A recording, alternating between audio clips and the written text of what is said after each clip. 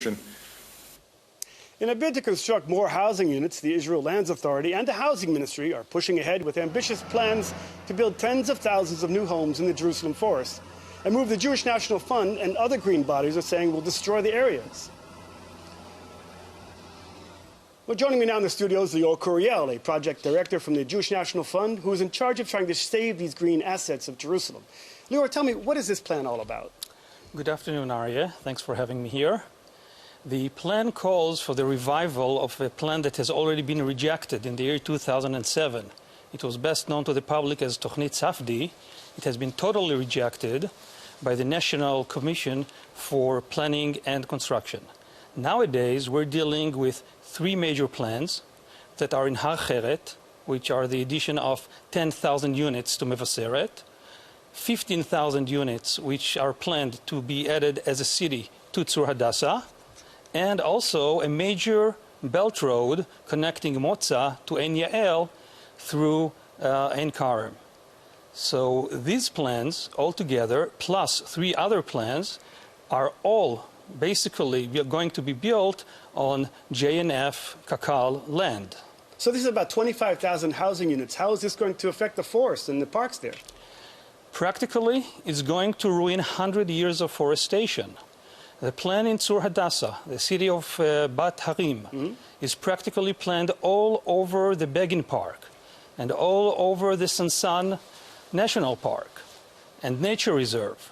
And also in the north, Har Heret is going to be all gone and covered with housing. So, as I said, nature reserves, national parks, and forestation, not to mention the wildlife living in them, they're all going to be gone. What's the time frame? Has this started already? And is there anything JNF can do and other people can do to stop it? They have managed to surprise everyone, Aryeh. It has already started. It's moving forward extremely rapidly, thanks to a new committee found at the late October 2014 called Vatmal, who got their jurisdiction to simply cut top-down through all the different committees and councils. You can come and object to those plans, but you have absolutely no way of appealing against them. Look, trees are nice, but there's a housing crisis in Israel, and young couples can't afford housing. And Minister Kahlon ran on a ticket saying he's going to bring down the price of houses. He's going to boost the building of houses. So what's the problem here?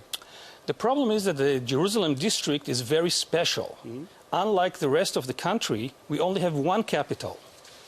And this capital is surrounded by the forests and nature reserves I've mentioned.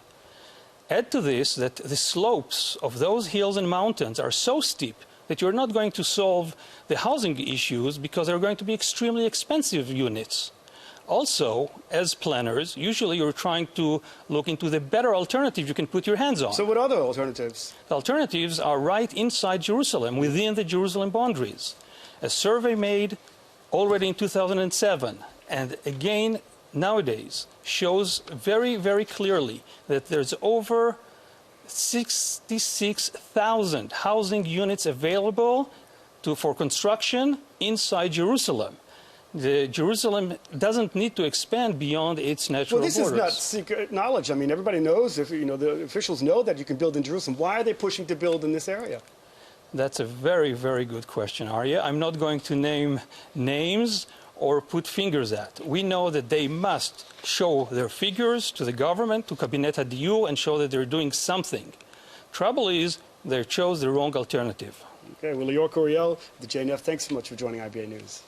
Thank you. The carnage on the